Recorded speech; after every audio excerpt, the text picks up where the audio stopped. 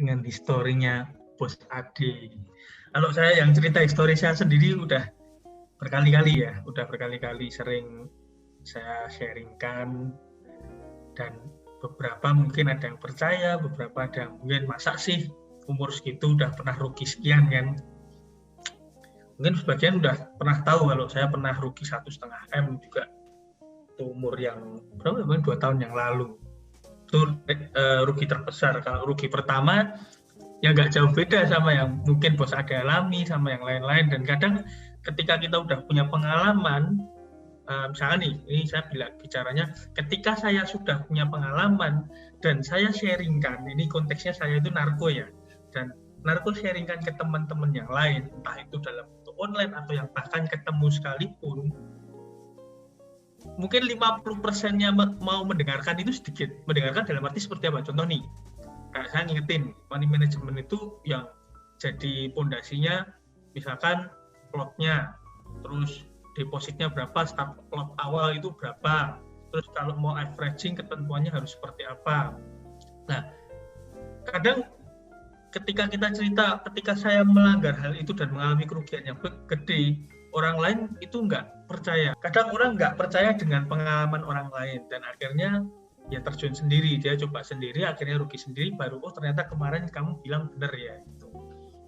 Oh ternyata kemarin tuh benar, kesalahan saya di overload, kesalahan saya di saya nggak sabaran sehingga overtrade juga, transaksinya terlalu banyak, terlalu over sampai penuh tuh di chartnya itu, buy sell nggak karuan. Dan itu banyak banget terjadi bahkan di trader yang bahkan sudah lama juga tradingnya. Jadi kayak di momen-momen tertentu psikologinya dia rusak, di momen-momen tertentu dia jadi nggak bisa kontrol dirinya untuk trading dengan sehat. Nah, jadi problem-problem itulah yang sebetulnya adalah musuh terbesar kita selain market. Market itu bukan musuh sih, market itu ya kayak ya ada dengan tiada kita trader retail seperti ini, market akan tetap berjalan, tetap running, naik ya naik aja, turun ya turun, koreksi ya koreksi. Ada fundamental yang gede, market mau bergejolak seperti apa, mau kita deposit 1 miliar pun nggak akan ngefek sebetulnya gitu kan. Jadi kita kalau mau terjun di trading, kita mau jadi seorang trader, ya kita harus tahu dulu kondisi diri kita seperti apa. Kita harus tahu dulu karakter kita itu seperti apa, kelemahan kita di mana. Apakah kita yang orang gampang emosi, apakah kita orang yang serakah, yang serakahnya berlebihan. Kan di trading itu musuhnya adalah greed and fear, serakah dan takut ya, rasa takut dan rasa serakah. Masih mending serakah daripada takut sebetulnya. Kalau kita takut kita nggak trading, setuju kan? Mungkin yang setuju ketik di kolom komentar. Tapi kalau kita nggak serakah ya nggak mungkin trading. Namanya orang trading, orang mau cari cuan kok. Namanya orang trading pasti yang digambarkan di kepala itu, trader bisa financial freedom, trader bisa beli mobil, trader bisa jalan-jalan ke luar negeri, trader bisa kayak si A, si B beli rumah, terus jam kerjanya bebas, kerja di rumah, waktu quality time dengan keluarga lebih banyak, kerjaannya terlihat nyantai, meskipun beban pikiran di belakang juga banyak pasti. Tapi itu tadi masih mending greedy daripada fear. Kita tetap butuh rasa serakah. Namanya manusia itu bisa next level, naik ke level yang lebih tinggi, dari yang di bawah menjadi menengah, dari yang menengah menjadi di atas. Itu butuh yang namanya greedy. Greedy nggak selamanya jelek, tapi greedy yang nggak bisa dikontrol itu akan menghancurkan. Nah, setuju nggak ini ya? Pasti teman-teman nangkap ya maksud saya. Kalau nggak nangkap mungkin boleh tanya, nanti saya detailkan lagi. Jadi kita berusaha menyampaikan dengan bahasa yang mudah dipahami teman-teman. Greedy tadi diperlukan, tapi kita perlu kontrol. Ada saatnya kita tahu untuk stop dulu. Market mungkin lagi nggak bersahabat dengan sistem kita, atau diri kita yang sedang tidak bersahabat dengan market. Gitu. Jadi kita harus bisa kontrol rasa greedy. Lanjut lagi mengenai pengalaman saya. Ini tadi ada minta sharing lagi. Jadi oh ini juga ada yang MC $1.000 Desember lalu. Jadi saya yakin dari 59 partisipan ini nggak sedikit yang pernah ngerasain MC. Mungkin malah saya penasaran, mungkin yang belum pernah MC silahkan ketik di kolom komentar. Nanti saya kasih tips biar jangan sampai pernah ngerasain MC. Mungkin yang belum pernah MC silahkan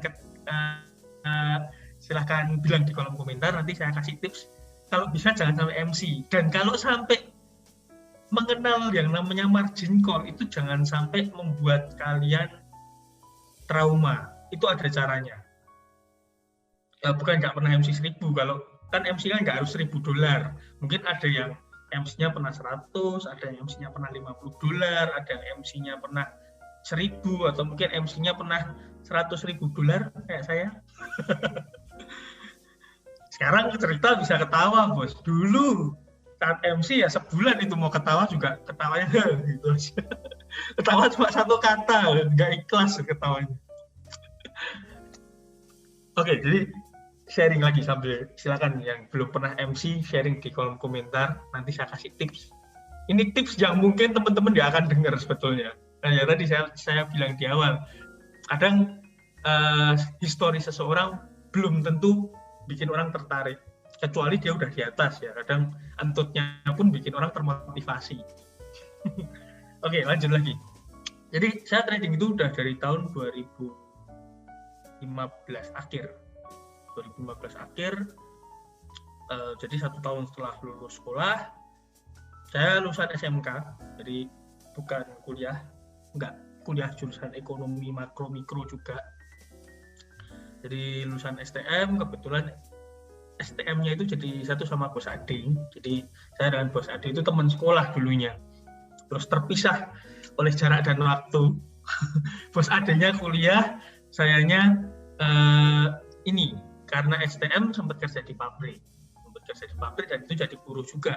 Mulai dari awal masuk itu di bagian packing sampai akhirnya di bagian produksi. Karena si bos saya waktu itu tahu kalau saya lulusan SMK, mungkin jadi kayak dipindah ke bagian produksi untuk tahu gini caranya produksi dari itu pas itu kan garment ya, kain mentah sampai jadi sampai sebuah kain yang bisa dijual. Jadi singkat cerita saya pun juga pernah di posisi bekerja ikut orang, di posisi bekerja dalam sebuah manajemen, bekerja tim. Terus juga pernah di pabrik sekian bulan, terus pindah membantu saudara ya. You know lah sendiri, kadang membantu saudara ada enak dan ada enggaknya. Ya plus minus lah itu.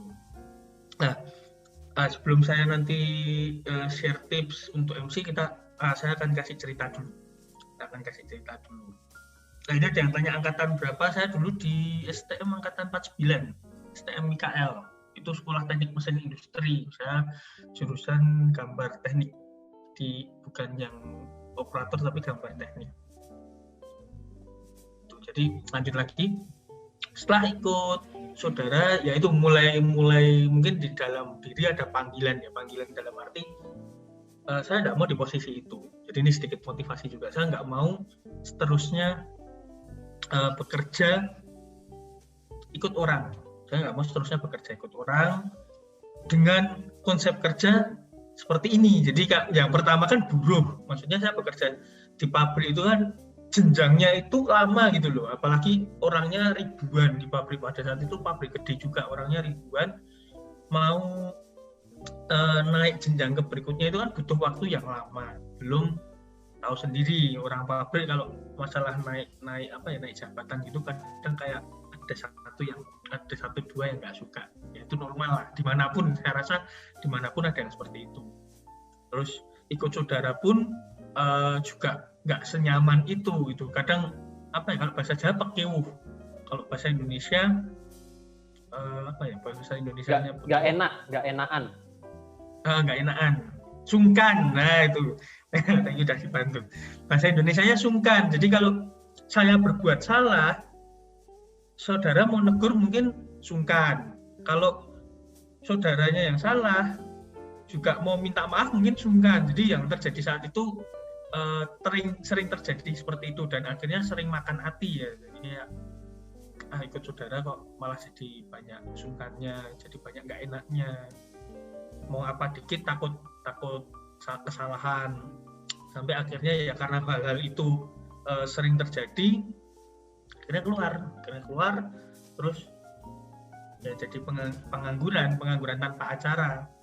Karena pas itu ya bener-bener kayak mau kerja apa, background saya permesinan, kalau kerja permesinan yang pada saat itu mungkin boleh dikonfirmasi, kalau pekerjaan permesinan ya paling keluar kota, keluar pulau, Jakarta biasanya teman-teman coba ke ini lepas pantai itu di Batam atau di Astra ya, seperti itulah.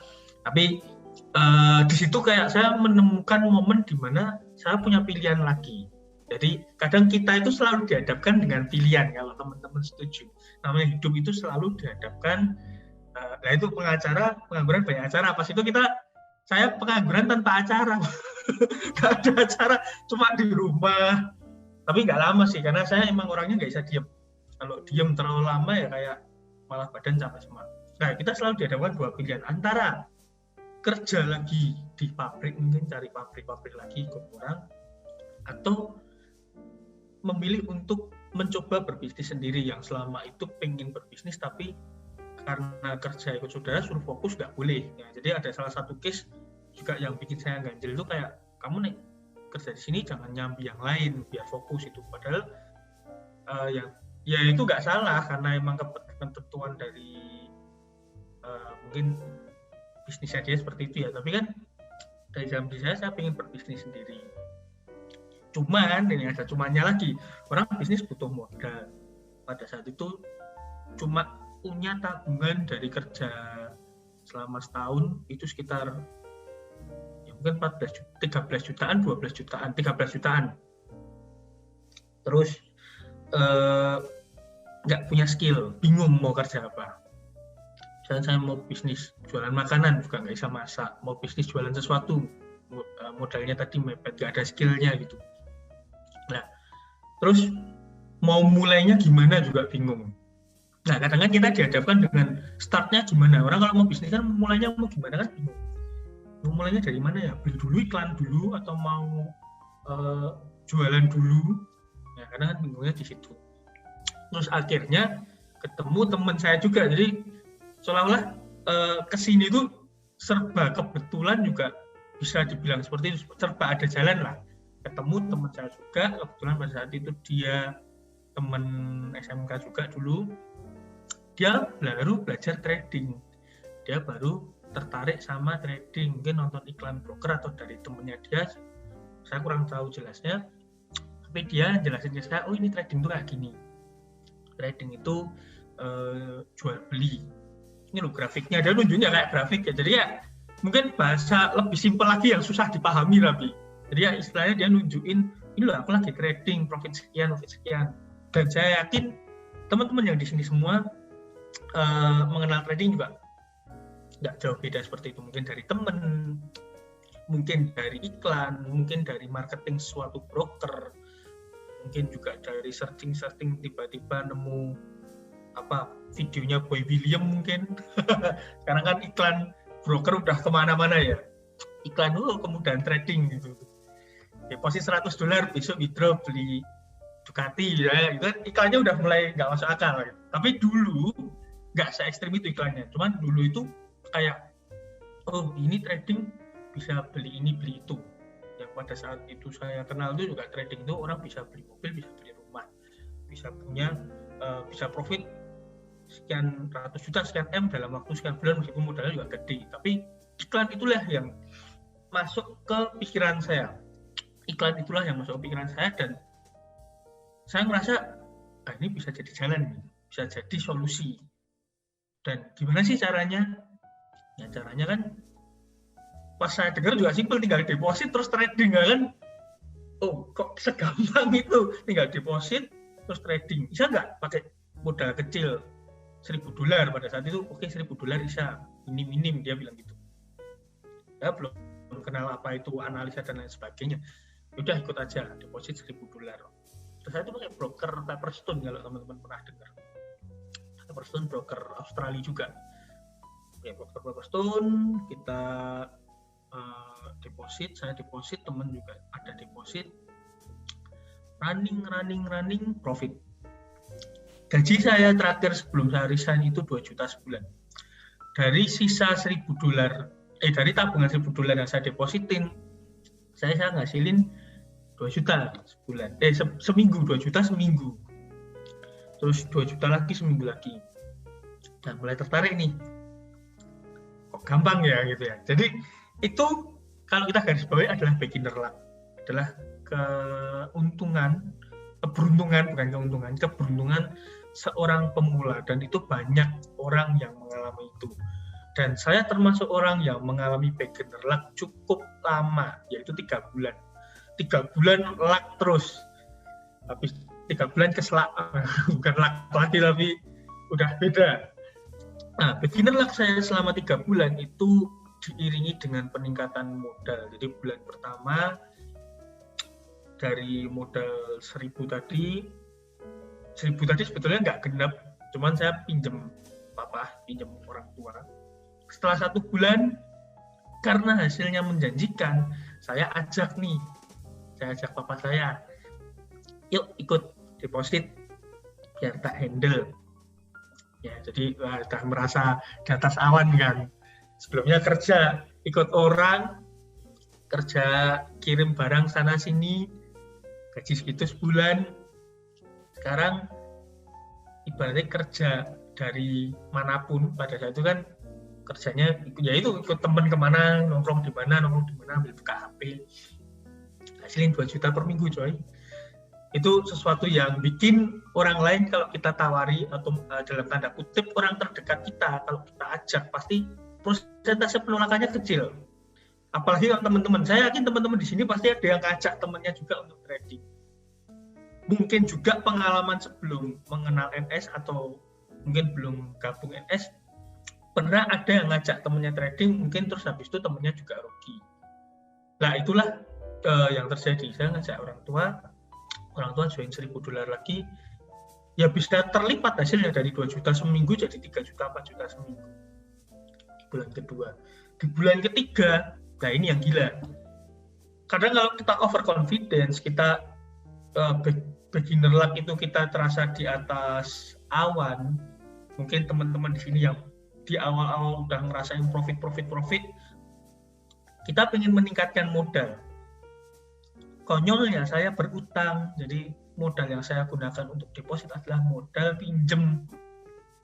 Di mana pada saat pinjem saya aja nggak kenal analisa, saya itu nggak tahu apa itu money management, apalagi mudeng psikologi kayak gitu. Zaman itu nggak tahu gitu, nggak tahu kalau itu ada gitu, bahkan bukan pernah dengar aja belum gitu. Terus saya tahunya ya grafiknya naik, indikator gini, sama teman suruh buy.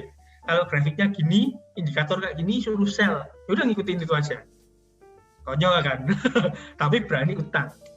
Dan total dana saat itu 80 juta. Termasuk dana utang. Dan 1 bulan terakhir, jadi itu di bulan ketiga ya, masuk bulan ketiga, saya trading mungkin sekitar 2 mingguan, profit sempat narik 17 juta, sebetulnya lumayan. Cuman 17 juta itu ya tahu sendiri, kita dapetin profit semudah itu pasti kadang mau spend lebih juga. Yang sebelumnya pengen beli itu karena ikut kerja dengan gaji minim itu nggak bisa, buat bensin aja mepet, sama bensin sama makan aja mepet, tiba-tiba punya penghasilan gede, pasti pengen nggak upgrade ini, upgrade itu, udah habis di situ. Di minggu ketiga itu mulai kenal yang namanya floating. Jadi baru itu floating, sebelumnya nggak ada floatingan, jadi kayak cepet sih, transaksi paling berapa jam profit. Di minggu ketiga floating, mungkin karena lotnya juga gede, nggak kayak dulu, ya akhirnya kayak nggak tenang, open lagi, kok turun nge-sell, nanti naik dikit, kok naiknya agak berlebihan, tiba-tiba naik jauh, buy-nya di close, buy lagi, karena sellnya berat. Jadi kayak transaksinya jadi numpuk di situ. Nah, yakin teman-teman pasti pernah punya pengalaman yang kayak gini juga. Beberapa dari teman-teman pasti ada yang pernah punya karena harganya naik turun, kita udah terlanjur transaksi terlalu banyak, kayak panik. Jadi kayak panik, kita transaksinya kayak kalau naik ya kita ikuti buy lagi, kalau turun kita ikuti sell lagi sampai margin bebasnya itu habis, free marginnya sampai habis. Nah di trading kan ada free margin tuh, kalau itu free margin habis kita nggak bisa open lot lagi, dan terjadi pada saat itu hal seperti itu, kayak hedging, kayak locking, tapi marginnya juga lot itu sampai nggak masuk akal.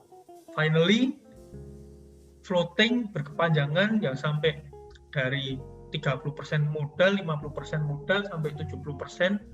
Dari yang pertamanya tradingnya lihat indikator sampai tradingnya jadi pendoa. Saya pada itu jadi religius guys. Sering doa pagi, siang, sore, malam, kadang malam 2 kali, berharap harga balik, berharap keajaiban. Ya itu tadi, itu yang saya lakuin pada saat itu, jadi religius.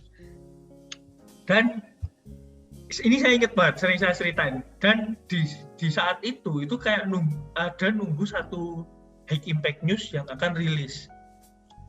Ada high impact news yang akan rilis. Kebetulan saya itu udah nungguin floating itu sampai 3 hari nggak tidur.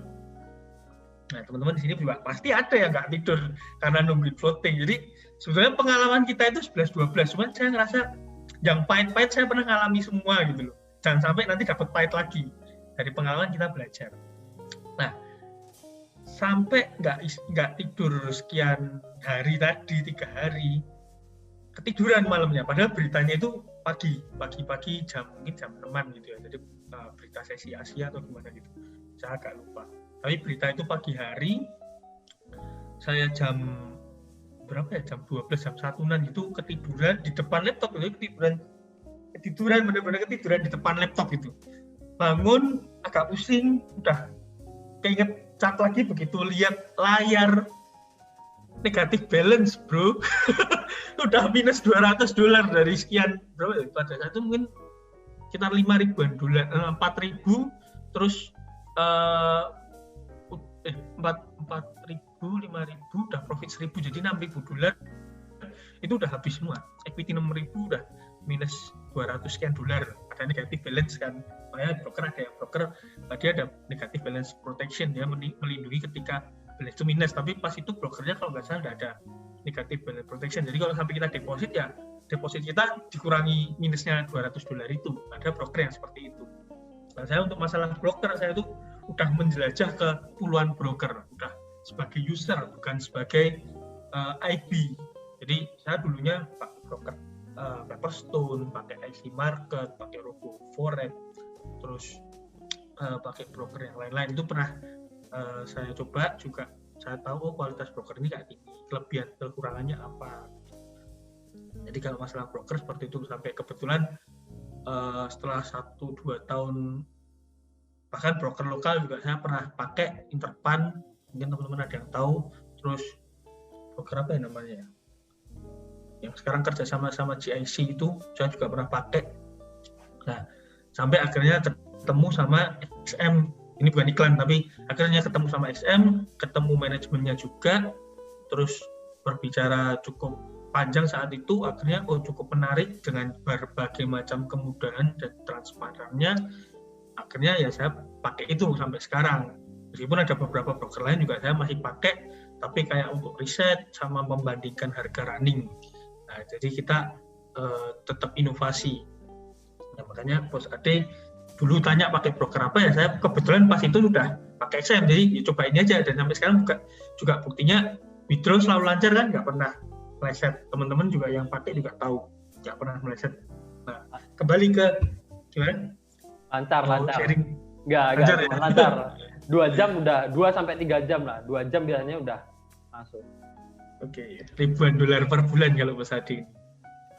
OTW puluhan ribu. Amin. Amin. Oke, lanjut ke cerita saya tadi.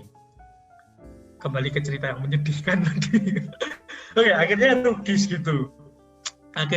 gitu. Itu benar-benar pagi-pagi kalau buka jendela itu cerah. Cuman kayak ada petir-petir sendiri gitu di dalam kamar itu. Benar-benar wah. Kan yang jadi beban berat yang jadi beban berat. Seumur-umur saya itu nggak pernah yang namanya utang bisa tidur. Nah, itu tadi kan ada uang utang sekitar mungkin kalau dirupiahkan 45 jutaan. 80 juta habis, uang saya sendiri tabungan habis, uang utang 45 juta habis, sama uang utang yang ngajai orang tua tadi itu juga habis. Jangan termasuk kayak, ayo masuk uangmu tak kelola nanti bagi hasilnya. Secara tidak langsung kan kayak ya berhutang kan, itu juga habis. Terus ya itu tadi mau gimana, udah tiba-tiba jadi pengangguran di detik itu lah, aku minus, apa yang mau dikerjain lagi. Dan tiba-tiba jadi pengangguran di waktu itu, utangnya juga harus dibayar. Namanya utang kita harus dibayar ya, jadi ini share tips juga dalam hidup. Kalau kita punya utang harus dibayar, karena utang itu kalau punya utang terus tidak niat bayar, itu akan jadi batu sandungan di kemudian hari. Karmanya ada. Nah, itu ada yang ngasih jempol. Nah, yang setuju silahkan kasih jempol. Berapapun utang itu, mau besar, kecil, bahkan kalau mungkin setelah Zoom ini kalian ingat, oh dulu saya SMK atau SMA atau mungkin kuliah pernah utang teman 500.000. Ya kalau keinget, coba dibayar deh. Itu itu haknya orang lain yang kita pinjam. Kalau setuju, saya yakin teman-teman pasti setuju. Itu adalah haknya orang lain yang kita pinjam. Mereka mau meminjamkan itu ke kita, ya kita harus berterima kasih. Setidaknya kita kembalikan itu. Syukur-syukur mau ngelebihin, traktir makan itu juga jauh lebih bagus. Utang harus dibayar, benar. Namanya utang, mau itu 50.000 rupiah pun buat beli rokok atau buat beli es teh 20.000. Kalau kita sampai pernah bilang itu, bro aku pinjam uangmu ya, bro aku pinjam uang buat ini ya, ya kembalikanlah gitu loh. Itu pernah ada satu momen juga saya melakukan itu, dan setelah melakukan itu, bisnis yang saya kembangkan itu benar-benar naiknya itu nggak cuma naik turun, tapi grow up terus.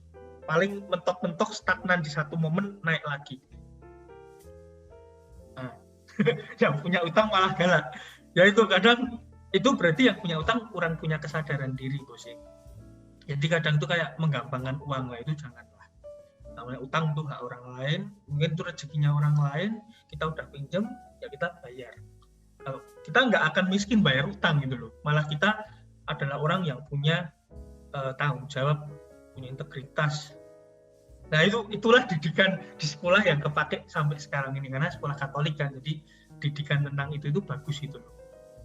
Nah itu yang saya syukuri. Jadi hukum karmanya ada, mengenali hukum karma, terus ada law of attraction, jadi hukum tarik menarik alam itu juga saya suka. Meskipun kita nggak tahu mana apakah itu benar-benar berlaku, tapi selama saya praktekin juga itu bekerja cukup baik dengan diri kita. Terus tabur tuai juga bagus. Semakin kita banyak nabur, semakin kita juga banyak menuai. Gitu. Jadi kita bermanfaat buat orang lain juga. Kita akan diberikan lebih. Nah, itu yang saya juga percaya. Kalau yang utang nggak bisa bayar, nah ini pertanyaan bagus. Kalau yang utang nggak bisa bayar, ya kondisinya saat itu bagaimana? Kalau dia malah tidak mampu, ya udah kita kasih waktu, kita kasih keringanan. Tapi kalau yang penting niatnya, bos, bukan masalah dia bisa bayar atau enggak. Kalau dia saat itu enggak bisa bayar, mungkin bulan depan bisa bayar. Mungkin 2 bulan, 5 bulan, 6 bulan lagi bisa bayar. Mungkin tahun depan setelah kerjaannya jalan, dia bisa bayar. Yang penting niatnya. Kalau utang nggak niat bayar, nah itu karmanya jelek. Tapi kalau utang niat bayar dan mau bekerja untuk melunasi utang itu karmanya bagus. Berarti kita berusaha keluar dari ujian hidup. Nah, setuju nggak itu? Betul kan? Yang penting ada omongnya kan, ada tuh, bro kapan kemarin yang pinjam mau dibalikin, terus malah marah-marah, yang ditagih malah marah-marah.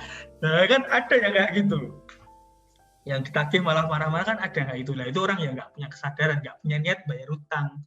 Nah, itu karmanya bahaya, akan jadi batu sandungan untuk kita dapetin rezeki ke depannya. Itu saya yakin seperti itu sih. Itu banyak yang ngasih masukan ke saya, baik itu saudara saya yang beragama Muslim, baik itu saudara saya yang beragama Buddha, bahkan bro ade saya yakin juga pemikirannya sama seperti itu. Jadi kita ini yang pengen hidupnya di jalan yang baik, statement tadi, namanya utang harus dibayar, kita harus menabur untuk kebaikan nanti, kita nabur yang mungkin nerima kebaikannya anak cucu, itu juga pasti kita percaya kita lakukan. Nah itu tadi. Nah yang bahas story kemarin jangan dibahas story kemarin. Nah, tapi saya pribadi juga ini agak memfilter masalah meminjamkan uang, karena kadang ini juga tips. Nah ini tips kalian yang mau tiba-tiba kepikiran jangan-jangan bisa utang ke bos narko, ini sekalian saya klarifikasi ya. Saya punya rule dan rule saya seperti ini. Saya nggak bisa sembarang memberikan utang atau pinjaman ke orang lain. Kenapa seperti itu? Karena saya pernah punya beberapa kali pengalaman, yaitu tadi saya mencoba percaya dengan orang lain, ketika dia butuh saya membantu, tapi 95% itu nggak balik. Jadi kayak ya tadi, ketika saya membutuhkan dana itu tidak bisa kembali tepat waktu, dan mundurnya itu kadang nggak. Misalkan nih, bulan depan balik, pinjamnya bulan depan balik gitu ya, bulan depan saya balikin dah gitu. Bukan bulan depan balik, bukan 2 bulan lagi balik, baliknya bisa sampai 6 bulan, 1 tahun dia. Nah itu kan, itu yang susah gitu loh. Nah itu dari situ saya agak sensitif dengan masalah meminjamkan uang. Kecuali emang itu saudara atau keluarga saya, ada beberapa case yang tetap lihat case-nya juga, dia pinjam untuk apa. Ada yang lebih dari setahun ini, malah pada curhat di kolom komentar malah bahas utang. Nah itu makanya kayak kemarin ada yang pinjam uang, ya pinjam uang kalau buat mau usaha dan lain sebagainya ya tempatnya ke koperasi. Namanya pinjam harus ada jaminannya, harus jelas, masuk akal kan. Emang kita koperasi berjalan gitu kan, mana-mana orang datang mau pinjam uang kan juga belum tentu, kita bukan meremehkan, tapi belum tentu yang utang itu bisa mengembalikan tepat waktu. Nah, kalau yang dipinjam itu nominal yang keras, kan kita juga butuh, kita nyari uang itu kan juga nggak gampang. Kadang kita kalau malah kita lebih ke ya udahlah kita bantu traktir makan misalkan, atau kita bantu dengan dana. Saya biasanya gini, saya bantu dengan ya saya siap kalau itu nggak balik ya udah nggak masalah, bukan sebagai utang yang harus dibayar itu. Tapi habis ini saya jangan aja yang pinjam ke saya deh. Kayak koperasi tadi loh. Atau besok teman saya yang punya BVR saya suruh ikut Zoom, jadi kalau habis sesi sharing ilmu buat yang mau cari modal trading ke BPR. Tapi nggak boleh ya, trading jangan pakai uang panas.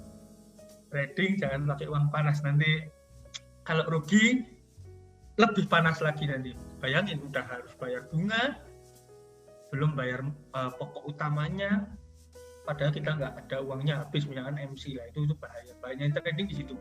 Kadang orang kalau udah ngejar profit, udah tergila-gila sama profit, dia kayak nggak mikir resikonya. Nah, panas namanya. Lanjut. Nah, jadi itu pengalaman saya pertama kali saat mengalami kerugian. Dan pasti teman-teman banyak bertanya, gimana cara survive-nya? Nah, gimana caranya bisa mengembalikan dana yang Pak Suta langsung sembuh panas.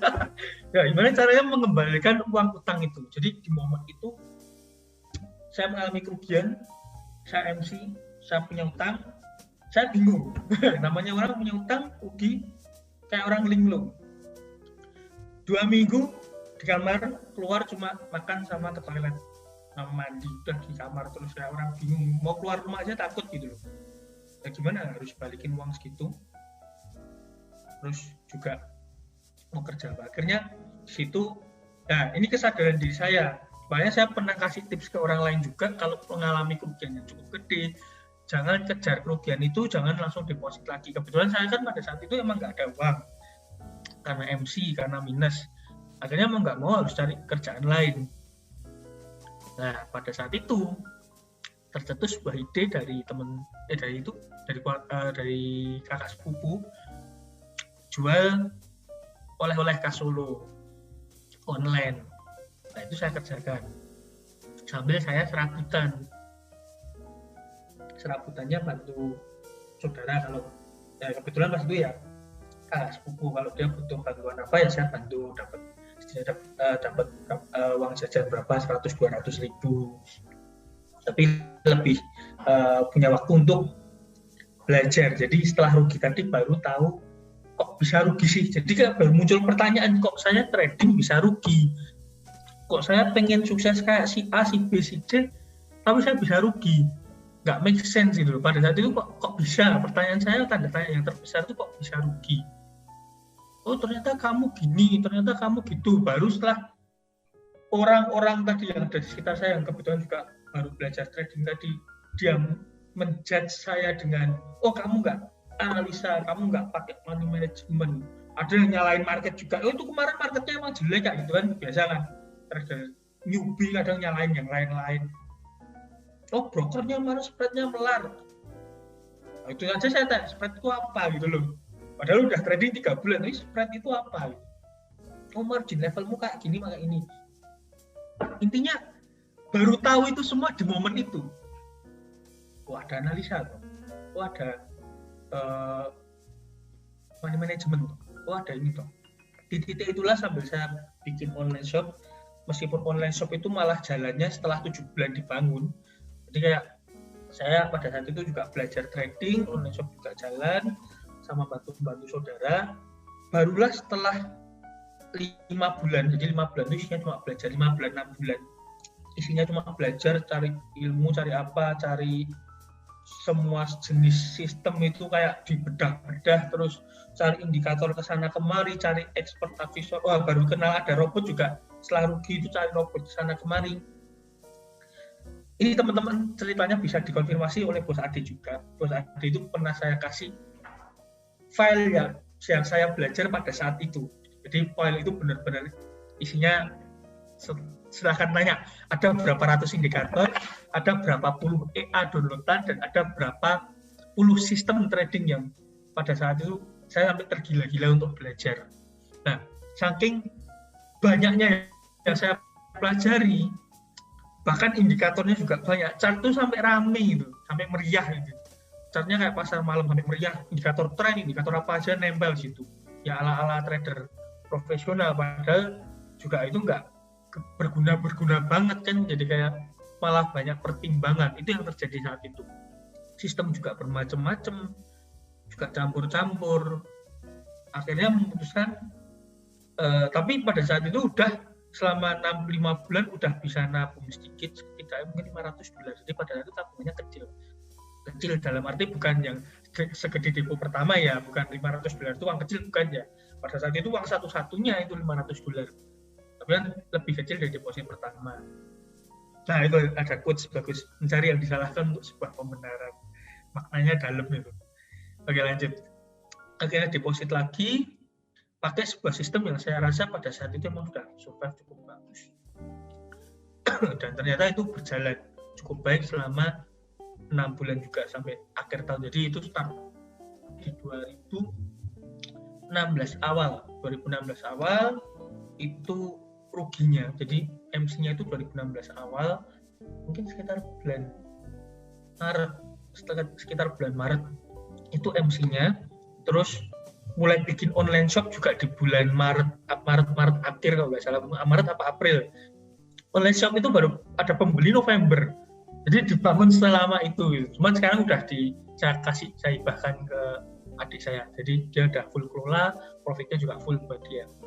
Nah jadi pada saat itu mulai, terus juga deposit itu mungkin sekitar 6 bulan setelah Maret ya, mungkin bulan 9-an.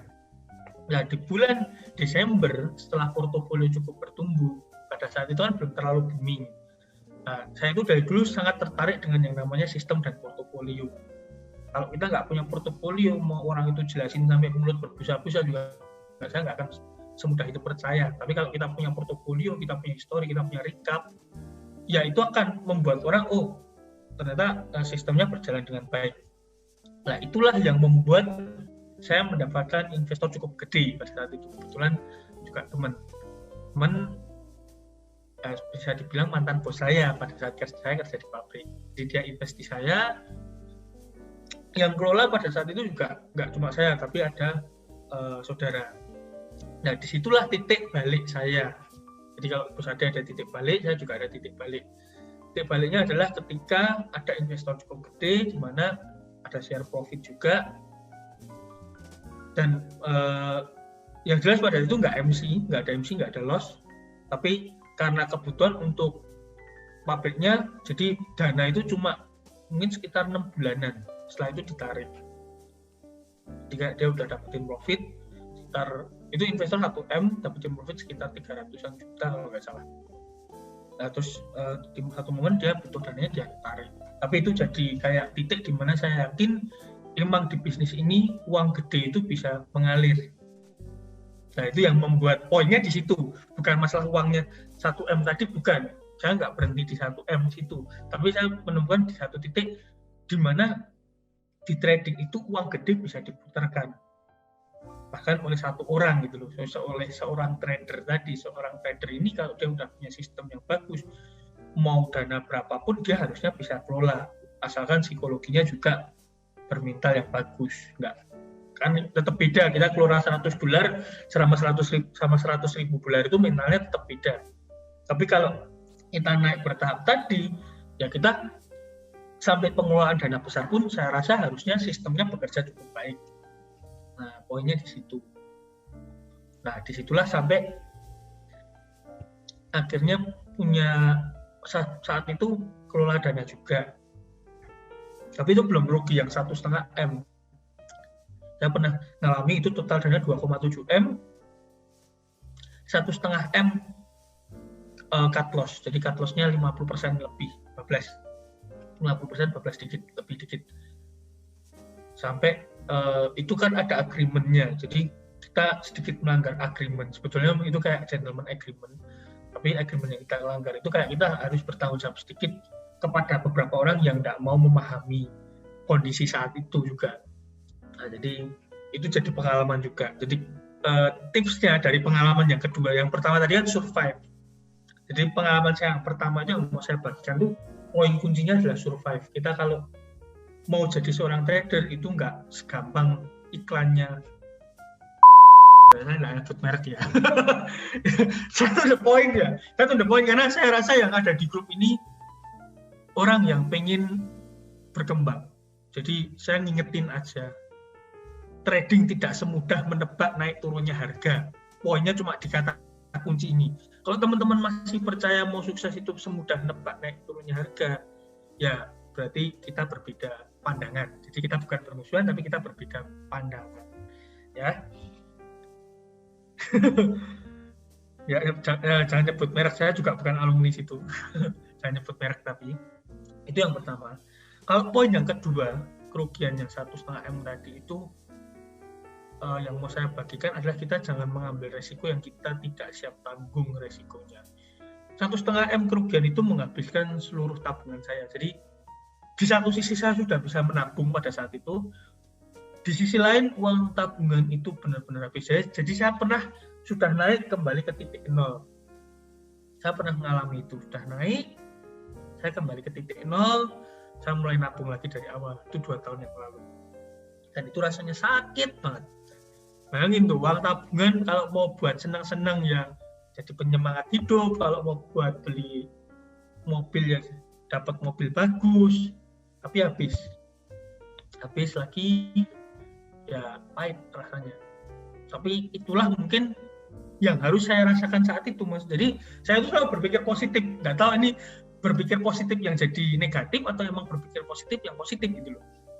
Saya berpikir positif pada saat itu, oke lah, saya kehilangan 300 juta. Oke lah, yang dulu saya MC 80 juta.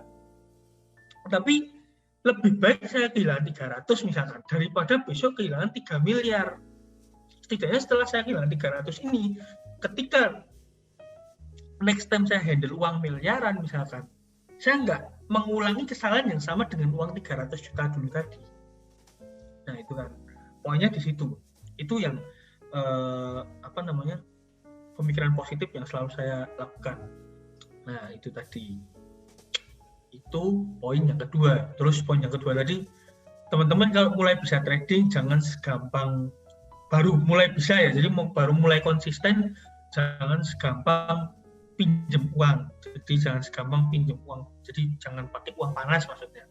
Yang kedua, jangan overconfident, maksudnya jangan semudah itu menerima investor. Itu juga berisiko karena banyak orang yang ini bukan berdasarkan omongan lagi, tapi banyak orang yang bahkan sharing ke saya dia terjebak dalam circle harus bayar profit, entah itu fixed income atau gimana, ke investor yang invest ke dia, dan padahal uangnya MC atau rugi.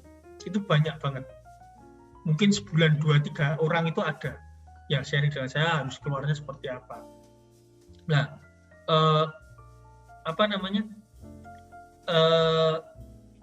itu kesalahan yang kadang dilakukan orang yang ngejar profit cepat tadi, kayak udahlah aku dengan modal 1.000 dapat sekian, aku kurang puas, aku cari investor aja 10.000 tak ajak bagi hasil.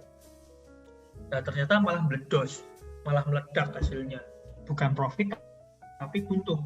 Padahal ngomong sama investor mungkin fixed income, mungkin janjiin profit sekian persen per bulan, akhirnya semua berantakan, bahkan harus nanggung utang. Itu pernah saya alami juga. Nah ini ada pertanyaan, Bosnya mau tanya dong tentang broker XM. CNBC Indonesia terungkap modus busuk investasi bodong waspada 19 entitas. Gimana pendapatnya? Nah, gini. Jadi ini sebetulnya adalah sebuah pertarungan kalau menurut saya antara antara regulasi broker lokal dengan regulasi broker luar. Dan ini Bose tanya hari ini 2021, problem tersebut sudah muncul bertahun-tahun yang lalu. Jadi itu udah pembahasan yang kadang membosankan juga. Tapi kita tetap edukasi orang-orang yang tanya. XM itu broker luar, regulasinya ada di luar negeri.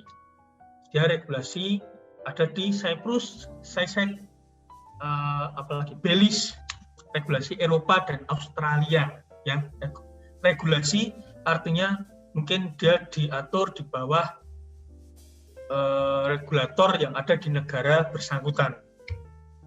Terutama beberapa negara yang mempunyai regulasi tentang broker itu ada yang bagus, itu ada di Eropa, Australia, dan Amerika.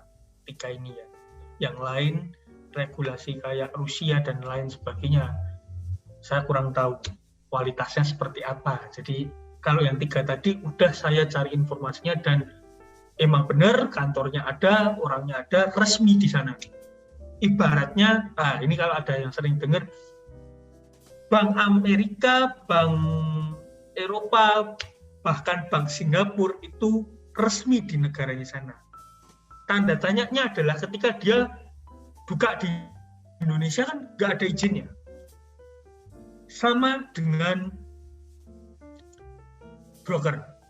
Di Indonesia ada Bapepti, Badan Pengawas Piala apa singkatannya itu saya agak lupa. Badan Pengawas Perdagangan Berjangka Indonesia apa gitu. Ada Bapepti, BAPPBTI.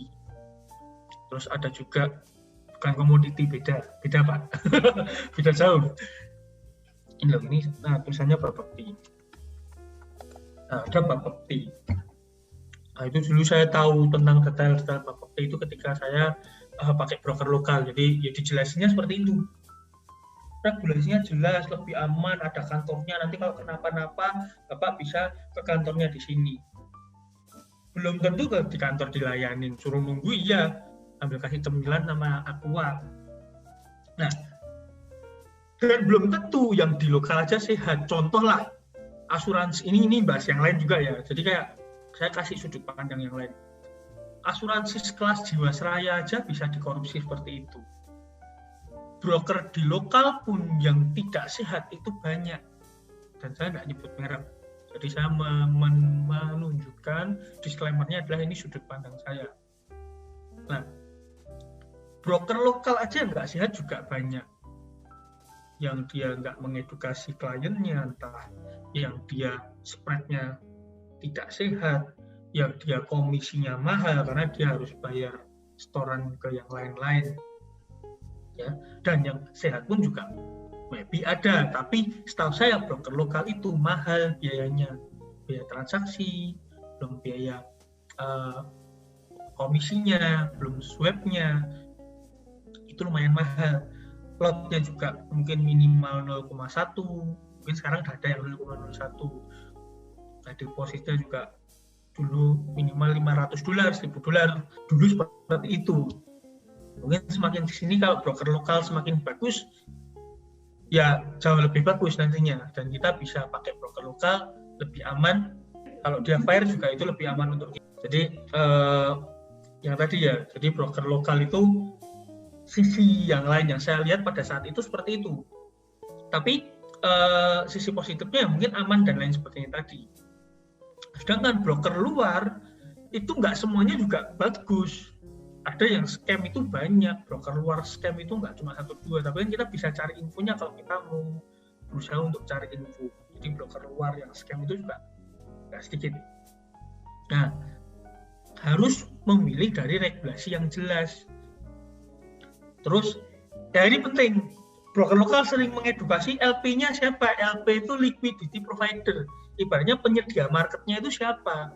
Kita bertransaksi ke market mana gitu. XM sendiri itu LP-nya jelas. Kalau nggak salah, aku agak lupa ya, saya agak lupa. Mungkin ada Saxo Bank, terus ada apa sih kemarin, JP Morgan.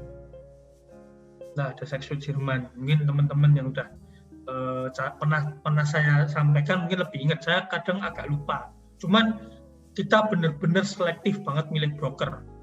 Bahkan sampai detik ini yang menawarkan saya, ibaratnya bos jadi influencer broker. Saya gaji 50 juta sebulan. Saya gaji 30 juta sebulan untuk memperkenalkan broker kita. Saya nggak akan terima semudah itu. Dan sampai sekarang terbukti kan, selama ini cuma XM aja yang kita sering sharing. Sama biasanya kalau tanya broker lain apa ya yang juga bagus kualitasnya kayak XM atau lebih bagus dari XM, ada IC Market. Cuman IC Market itu proses deposit withdrawnya lebih susah karena dia nggak ada perwakilan di Indonesianya itu dikit. Kalaupun ada dia kayak langsung IB, bukan bukan country manager. Nah, bukan country manager lah. Kalau bukan country manager agak susah. Ketika kita nanti mau ada problem, kita harus chatnya langsung ke pusat. Nah, saya pernah pakai IC Market. Dulu kerugian sampai 2,7 yang modal 2,7 M itu pakai IC Market brokernya. Itu dana dari yang saya dan investor saya, belum dana dari timnya kakak saya. Timnya kakak saya itu dulu dananya $1,2 juta. Itu akun terbesar yang pernah saya lihat. $1,2 juta itu berapa M? Mungkin 15 miliar ya.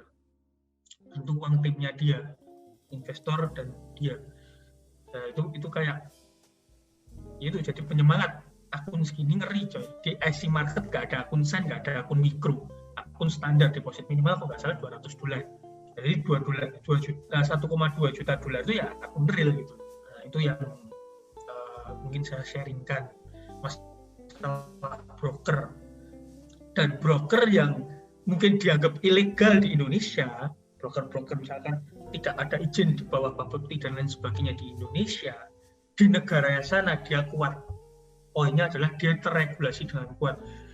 Kita banyak orang Indonesia itu konglomerat nabung di Bank Singapura, mungkin Bank Amerika dan bank-bank lainnya, atau Bank Swiss itu yang cukup terkenal juga. Mereka nabung di sana karena menurut mereka pengelolaan dana lebih aman, lebih trusted dan lain sebagainya. Dan itulah sudut pandang saya terhadap broker juga sama seperti itu. Saya menggunakan broker yang jauh lebih profesional, meskipun dia tidak terregulasi di Indonesia, tapi historinya bisa dipertanggungjawabkan.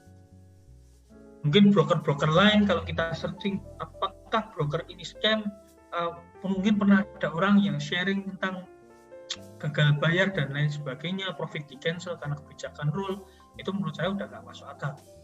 Tapi broker yang selama ini jadi bukan satu ya, broker-broker yang selama ini saya pakai itu saya selalu menentukan dari aspek-aspek tadi, regulasinya, terus dari berita-beritanya, fundamental sebuah broker itu pernah dikecam seperti apa, atau pernah punya histori jelek atau tidak, terus ratingnya seperti apa, pengalaman orang-orang yang udah pakai itu broker bertahun-tahun bagaimana. Makanya susah buat kita terima sebuah broker baru, karena broker baru belum ada historinya. Si A, si B, si C bilang broker baru ini bagus A, B, C, D, itu bisa saja semua cuma gimmick, bisa saja cuma bullshit. Nanti ending-endingnya scam kan ya rugi kita sendiri. Jadi jangan gampang tergiur, oh dapat bonus ini, dapat bonus B, dapat bonus C, deposit trading dapat bonus mobil lah itu kan. Nah itu yang nggak sehat, dan itu sering terjadi di broker lokal. Bukan menjalankan broker lokal ya, tapi broker lokal itu banyak kayak trading dapat emas, trading dapat mobil, trading dapat motor. Tapi kejar lot sekian dalam sebulan lah itu. Kita mau trading apa mau berlomba-lomba ngabisin margin buat ngejar lot. Ya. Jadi moga-moga terjawab. Nah, kita tahu lah XM kualitasnya dan kayak gimana. Dan kenapa saya pilih XM? Karena dia ada dia memasarkan dirinya di Indonesia, ada country managernya, dan dia ibaratnya itu kita deposit aja pakai bank lokal sekarang bisa, banyak yang support. Terus kalau ada kendala tanya ke CS supportnya aja juga dijawab pakai bahasa Indonesia. Nah, saya aja bahasa Inggrisnya kurang bagus, kalau saya chat sama supportnya IC Market dulu saya pakai Google Translate, kadang ada bahasa yang susah dimengerti. Nah itu pengalaman saya terhadap sebuah broker. Dan NS tidak terikat pada sebuah broker. Kuncinya sebenarnya di situ. NS tidak terikat pada sebuah broker. Kalau ada broker yang lebih bagus, ya kita bisa gandeng. Bukan berarti pindah ya, tapi ya udah broker bagus mana yang bisa kita pegang omongannya, bisa kita sharingan juga kepada user-user lain. Mungkin broker ini bagusnya di spread, broker yang satunya bagusnya di supportnya, broker yang satunya bagusnya di platform dan lain sebagainya, servernya bagus. Nah, gitu. Soalnya aspeknya banyak, kadang kayak server juga berpengaruh. Nah ini kan orang-orang teknis yang tahu. Kadang kita sebagai trader, apalagi tradingnya trading manual, kadang nggak peduli apa itu server. Cuman kalau buat kita yang mengembangkan sebuah sistem, kita pakai EA, kita pakai robot, servernya delay itu bermasalah semua untuk sistem transaksi yang kita gunakan. Dan teman-teman tahu, di NS kita juga ada sistem trading otomatis. Ada sistem manual, ada sistem otomatis. Kebetulan di sini Bos Ade itu yang pegang divisi trading manual. Jadi dia memang suka belajar, dia suka sharing ke teman-teman, dia berbagi ilmu itu happy. Ada orang yang pelit ilmu, ada Bos Ade yang tidak pelit ilmu. Ingat ilmu, ingat Bos Ade ya. Iklannya mungkin nggak gitu ya. Jadi Bos Ade memang sering senang belajar, dan target dia tahun ini adalah sertifikasi. Kita applause dulu ini direction-nya. Moga-moga tercapai di tahun ini untuk Bos Ade untuk sertifikasi. Katanya biar masuk di bawah 50 orang pertama yang punya sertifikasi di Indonesia, sertifikasi Financial Technical Analysis. Dan itu akan membawa NS juga nanti kita next level. Amin ini dari teman-teman, terima kasih. Jadi ya itu planning saya untuk yang tahun ini, tadi seperti yang disampaikan Bos Narko, saya mau nyari sertifikasi. Jadi sertifikasinya itu yang CFTE ya, yang internasional, technical analysis. Seperti itu. Mungkin bisa Bos Narko bisa lanjut. Semoga lancar, semoga sertifikasinya segera bisa di tangan. Jadi kalau ini juga mungkin kita terutama Bos Ade ya, sekolah teknik, di teknik itu semuanya serba sertifikasi. Jadi keahlian itu, jadi semua serba sertifikasi. Keahlian dinilai atas dasar kompetensi yang kita lakukan. Nah, di sekolah dulu kayak gitu. Apalagi Bos Ade sampai kuliah, mungkin kalau ditanya sertifikasi teknik mesinnya sekarang ada berapa belas lembar mungkin lah. Nanti habis menganalisa mesin industri, ke depan menganalisa yang lain, menganalisa market, ada sertifikasinya juga. kan lebih dipertanggungjawabkan. Kalau orang bergelar CFTE, dia ngomong aja orang pasti dengerin gitu loh. Nah itu yang meskipun sekarang yang dengerin udah banyak ya. Teman-teman yang terbantu dengan bos Adi di Group Trading Bank NS mungkin bisa sharing di kolom komentar juga. Nah sedangkan saya sekarang berusaha untuk memanage sebuah tim yang dulunya kecil dengan saya dan Mas Ade sekarang menjadi lebih besar lagi. Semoga tim NS semakin ke depan itu semakin bisa mensupport apa yang teman-teman butuhkan dari project-projectnya. Jadi saya pribadi itu saya lebih tertarik di create sebuah project, memanage sebuah project, mengembangkan, membangun, dan setelah lancar ya biar tim yang handle. Gitu.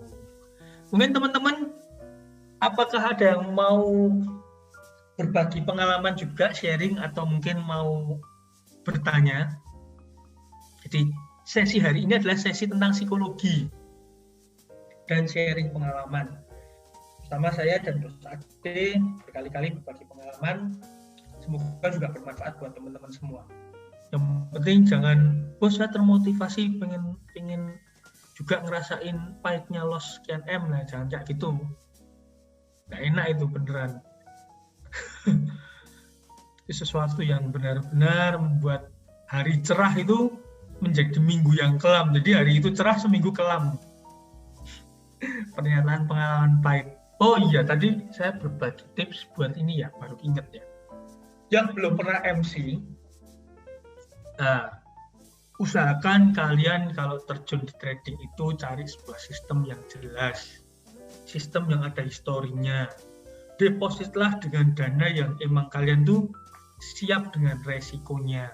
Kalau trading manual, depositlah dengan modal belajar. $100, kalau kalian punya uang ratusan juta atau puluhan juta atau 10 juta misalkan, depositnya $100 aja yang minim. Kalau kalian punya misalkan nih, saya punya $5.000, tabungan 50 juta atau 100 juta, ya depositnya mungkin $200 atau $500. Oh saya punya uang miliaran, ya depositlah $1.000, $2.000. Jangan deposit puluhan ribu atau bahkan semua uang miliaran tadi dimasukin ke akun. Jangan tergiur janji-janji manis. Ya, nggak ada yang manis di trading itu kalau kalian nggak tahu apa-apa. Ibaratnya kalau ada janji manis itu adalah sarang tawon. Kalian masuk ruang gelap yang itu ada sarang tawonnya. Kalian nggak tahu di situ. Kalau kalian ambil itu madu, kalian bakalan disengat habis-habisan. Paham ya maksudnya ya? Jadi nggak semudah itu. Jadi belajarlah dulu dengan modal belajar sampai kalian merasa mantap dan yakin, dan portofolio itu setidaknya bertumbuh sekian waktu. Jadi nggak cuma sehari 2 hari. Jangan kamu profit 1 minggu sekian persen terus kalian merasa di atas awan.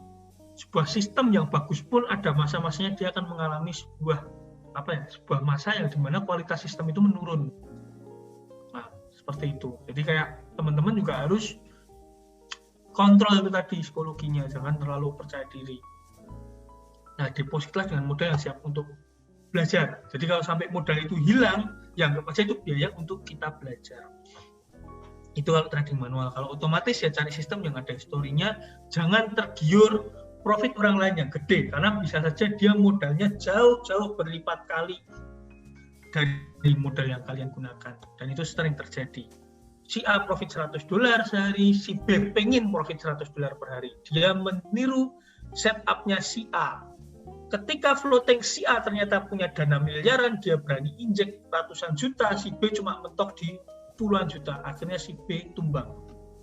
Si A tetap survive, karena dia adalah trader yang dia tahu tentang manajemen resiko. Yang salah siapa? Yang salah adalah tidak tahunya informasi, kurangnya minim informasi. Jadi tidak paham akan adanya resiko. Jadi tidak ada yang salah, tapi kurangnya pemahaman. Kalau udah paham, ketika saya menyampaikan seperti ini dan itu terjadi, maka yang salah adalah Anda. Bukan karena ketidaktahuan akan pemahaman sebuah resiko, tapi adalah Anda ndablek gitu loh. Adalah Anda ngeyel, udah dikasih tahu, Ya itu tadi loh ya, saya pernah bilang, orang udah dikasih tahu ngeyel. Mungkin Bos Ade mau sharing, pernah kan mengalami seperti itu, dan saya juga pernah. Pernah, karena belum ngerasain sendiri, belum puas, ya itu. Itu belum ngerasain uang hilang, belum puas. Dan saya pernah ngalami hal itu juga, kayak diingetin, tapi kayak, enggak masa udah naik setinggi ini masih bisa naik lagi. Pada saat itu acquire USD-JPY. Itu pengalaman saya loss sekitar berapa ya? Modal $5.000, loss sekitar 2.500-an, di setengahnya. Kapan edukasi technical analysis? Kita biasanya setiap minggu, atau di grup trading bareng NS itu setiap hari di grup trading bareng NS. Kalau mau dapat edukasi setiap hari, silahkan gabung di grupnya, gratis. Nah, itu tadi yang nunggu tipsnya, semoga membantu. MC itu margin call atau modal kita habis. Sebetulnya lebih tepat disebut stop out. Jadi modal kita habis. Kalau margin call itu sebutan untuk broker lokal dulu. Jadi kalau marginnya udah tipis, biasanya si dealing coach tadi atau si trader advisornya itu akan nelpon si pemunya akun. Jadi call itu benar-benar arti call telepon sesungguhnya. Marginnya mau habis, ditelepon untuk diingatkan untuk injek atau melakukan locking atau gimana mau menggunakan risk management seperti apa. Jadi margin call itu sebetulnya seperti itu. Kalau MC yang kita anggap sekarang MC modalnya habis itu sebetulnya disebut stop out. Bikin buku bosnya biar kita bisa beli dan belajar sendiri. Kalau ngikutin grup malah bingung. Oke, kita nanti akan ke arah sana. Itu Bos Ade yang suka hal seperti itu. Saya nanti akan dibantu Bos Ade untuk mengarah ke sana. Nanti mungkin kita bikin bukunya adalah tim NS kan. Kalau mologi yang lain kan banyak, individualis banget. Kalau kita tim, jadi webinar kali ini tidak mengarah ke satu orang, tidak mengarah ke siapapun, cuman kita berbicara atas apa yang sedang terjadi di market gitu loh, di market forex dan di market online. Nah, kita akan mungkin nggak akan bikin mologi yang seperti itu, tapi mungkin kita akan bagikan ilmu berdasarkan sudut pandang tim NS. Webinar tentang sistem kerja robot NS itu udah kita record dan kita kirim di YouTube. Saya share linknya aja, linknya Unspro ya. Jadi silakan ditonton ulang. Nanti kalau ada yang kurang silakan bilang, kita akan jawab di sesi Unspro selanjutnya. Nah, YouTube Unspro itu. Jadi linknya saya sudah share, silakan ditonton.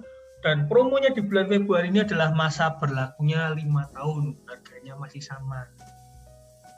Jadi bulan depan kemudian saya bisikin harganya mungkin naik. Jadi yang belum beli silahkan beli dulu, mumpung dapat harga murah meriah, udah gratis VPS Eropa. Nah, kita karena broker XM itu servernya di Eropa, kita sewanya server VPS Eropa itu free 6 bulan. Buat teman-teman, perpanjangan pun murah, sekitar 755 per 6 bulan atau 1360 per tahun. Ini ada quotes dari Om Buffett. You win, you lose, you learn. Ini artinya apa nih? Kamu menang, yang kamu dapat, kamu hilang, yang kamu pelajari, gitu ya. Ya itu loh, saya itu bahasa Inggrisnya nggak bagus-bagus banget. Jadi harap maklum, kalau dengerin orang ngomong bahasa Inggris saya bisa tahu, tapi kalau suruh ngomong ya itu mulutnya orang ini apa ya, mulutnya mana orang Jawa ya biasanya medok. Saya medok banget guys, jadi kalau ngomong bahasa Inggris tuh nggak cocok, sama muka aja nggak cocok juga. Gitu. Nah, ini kalau ada yang tanya USD-JPY, kita nggak bahas analisa. Tapi di grup trading bareng NS, ini iklan lagi, di grup trading bareng NS teman-teman bisa request analisa. Jadi misalkan nih pagi hari mau trading USD-JPY, bos minta dong analisa USD-JPY, nanti bos Ade akan bikinin outlook untuk USD-JPY supaya bisa teman-teman dapat gambaran, oh saya trading USD-JPY hari ini mau kemana, mau buy, sell, hold atau seperti apa. Trading itu kan harus ada entry dan exit plan-nya, bukan cuma kita entry aja terus bingung exit plan-nya di mana. Nah, ini ada tanya ini, bosnya masih single udah jos, ada saran buat keluarga apakah bisa fokus trading mesin tanpa kerja yang reguler. Nah, ini agak perlu digarisbawahi. Trading itu bisnis yang cukup beresiko. Karena kita memutarkan margin kita, ekuitas kita. Kalau kita emang benar-benar udah bisa dari trading dan itu konsisten lama, ya, garis bawah udah bisa konsisten lama, terus kita mau melangkah menjadi seorang full time trader dengan catatan kita punya buntut di belakang tadi, punya anak istri yang harus dinafkahi setiap bulannya, dinafkahi setiap harinya, harus ada dapur ngebul ya bahasanya orang yang berkeluarga itu, dapur harus ngebul. Kalau punya spend tabungan, jangan tradingin semua, harus ada uang tetap untuk backup. Dan kalau bisa ketika kalian menjadi seorang trader, bisnis di trading itu luas, bukan cuma sebagai tradernya aja. Mungkin bisa menjadi seorang fund manager dengan syarat ya resikonya jangan tradernya yang tanggung, harus sama-sama paham resiko. Terus yang kedua, mungkin kalau suka memberikan edukasi ya menjadi seorang mentor atau edukator. Kalau jago analisa bisa jual signal. Kalau ternyata bisa coding, punya sistem, bikin robot, bisa jual robotnya. Peluang income-nya lebih gede. Jadi IB misalkan. Kita punya broker yang memang kita cocok jadi IB. Nah, itulah yang MS juga ajarkan ke teman-teman sekarang. Kita jangan cuma mentok sebagai seorang trader, bisnisnya itu luas. Teman-teman pakai Earns Pro menghasilkan profit konsisten. Misalkan nih modalnya $1.000.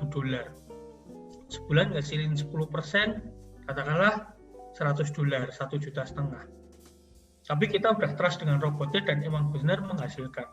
Ya kita pasarin aja robot itu ke teman-teman kita yang lain. Sekali masarin dapat komisi 20%. Kali Mas dapat komisi 20% kan lumayan. Setara profit mungkin modal $500 kalau 10% sebulan. Kalau modal $500 menghasilkan 10% sebulan, ya itu setara profit jual satu Earns Pro tadi setara profit $500. Bayangin kalau bisa jual 5, 10 dalam satu bulan. Kan nggak ada yang menutup kemungkinan. Jadi bisnisnya luas. Nah itu tipsnya untuk yang tadi mau melangkah menjadi mungkin full time trader. Tapi kalau kalian hanya nyaman sebagai seorang tradernya aja dan itu bisa udah menghasilkan, ya mungkin buka copy trade dan lainnya, pakai MKL 5 atau mungkin pakai broker tertentu yang menyediakan copy trade, ya itu nggak akan masalah, akan bagus gitu loh, akan berarti udah matang, pertimbangannya udah matang, dan ketika kita terjun ke situ tidak akan terlalu beresiko. Tapi kalau kita belum punya sistem, kita lagi kenal trading lagi sebulan 2 bulan, tiba-tiba mau melangkah ke dalam mungkin aku mau jadi full time trader, kalau sampai rugi uangnya habis, anak istri mau makan apa? Banyak kasus seperti itu, bahkan sampai stres, mungkin sampai cerai itu ada. Dan ada yang pernah laporan ke saya seperti saya, ini lagi proses perceraian karena gini-gini, ini itu ada, dan 1-2 orang. Karena masalah finansial yang berantakan karena trading. Makanya trading itu bisa menjadi batu loncatan, bisa menjadi batu sandungan kalau kita menyikapi dan mindset kita salah. Nah, untuk proyek-proyek DNS apakah sudah bisa konsisten? Kita selalu melampirkan portofolionya. Jadi kalau teman-teman cari, bos saya mau proyek yang sudah bertumbuh bertahun-tahun, ya silahkan pakai Earns Pro, portofolionya udah ada di MKL 5. Saya mau belajar trading, ya silahkan gabung grup trading bareng NS, kita kasih edukasi gratis. Bos saya cuma butuh signal untuk memantapkan analisa saya sendiri, atau untuk ngisi kalau saya lagi malas analisa, pengen trading pakai signal yang akurat, ya silahkan pakai signal NS. Signal kita ada recapnya, silahkan minta ke bos Ade kalau tanya recap analisanya, kita selalu kasih recap. Oke. Semoga cepat dinikahin ya Bos Narko. Wah, sabar, jangan buru-buru, semua harus ditata dengan rapi. Yang saya rasakan tuh bedanya mungkin kayak seperti ini ya. Kalau kita sudah berkeluarga, kita nggak berani berspekulasi lebih. Jadi kayak kan kita ada tanggungan tuh.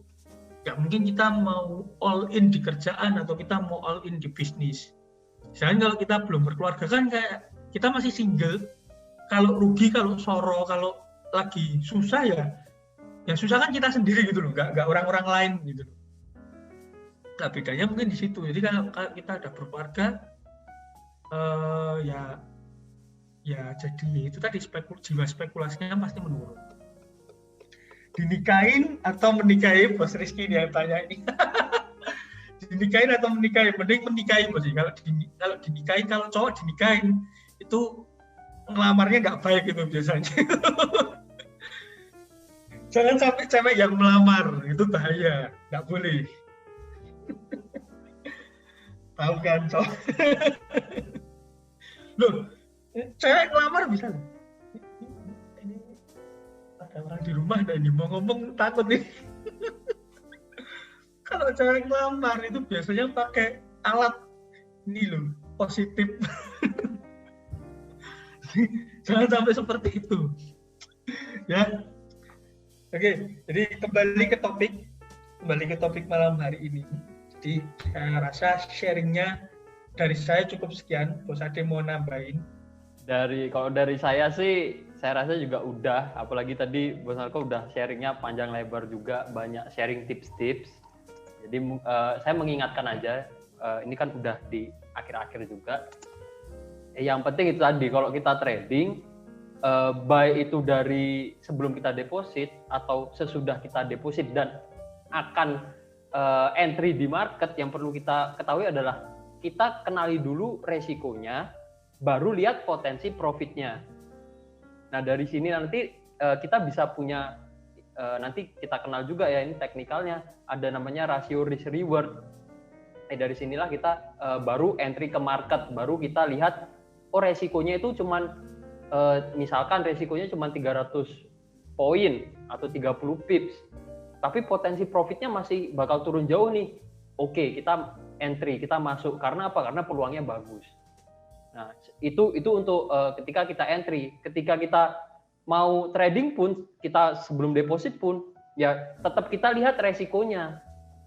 Kita udah siap belum akan resiko jika kita mengalami loss atau jika kehilangan modal deposit kita. Nah, jadi kita tahu dulu resikonya, baru kita lihat potensi profitnya. Oh, saya deposit siap resiko $100. Lah, potensi profitnya seperti apa? Apakah sebulan bisa balik $100 atau bahkan seminggu bisa balik $100? Seperti itu. Seperti itu sih. Yang penting itu, kenali dulu resikonya, baru lihat potensi profitnya gitu. Oke, kalau dari saya sih cukup sekian. Bos Narko, mungkin dari teman-teman ya saya rasa cukup seru juga malam hari ini, karena untuk saya pribadi sih seru ya, karena malam ini kita juga ditemani Bos Narko sharing, terus teman-teman juga ikut sharing di kolom chat. Jadi karena sejauh ini saya tuh lebih seringnya online Zoom meeting, bahasnya technical analysis. Jadi saya yang ngomong, saya yang sharing, teman-teman kadang mau tanya pun, saya rasa mungkin ada 1-2 orang yang mau tanya tapi bingung tanyanya di mana. Jadi agak kayak pembicaraan satu arah. Nah, sementara kalau yang malam ini ya saya senangnya karena saya merasa ini percakapan 2 arah itu. Dari kita tim NS-nya, juga dari teman-teman yang ikut online Zoom meeting gitu sih. Request live trade good.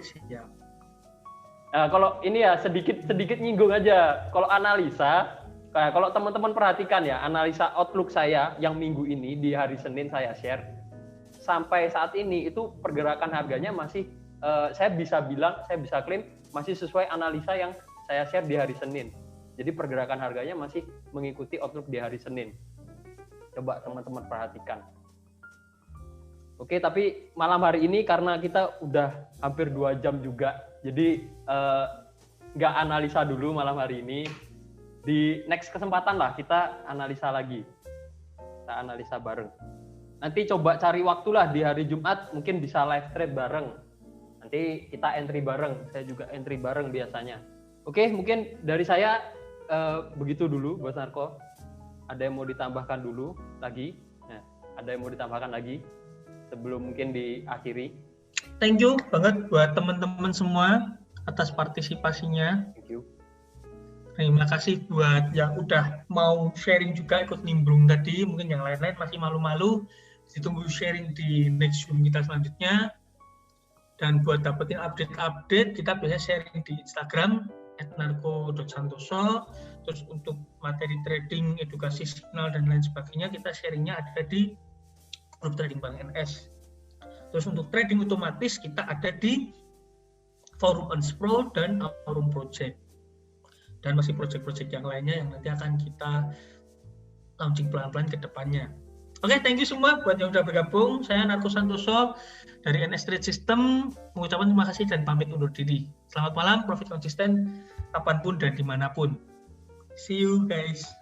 See you, selamat malam. Terima kasih untuk teman-teman dan Bos Narko.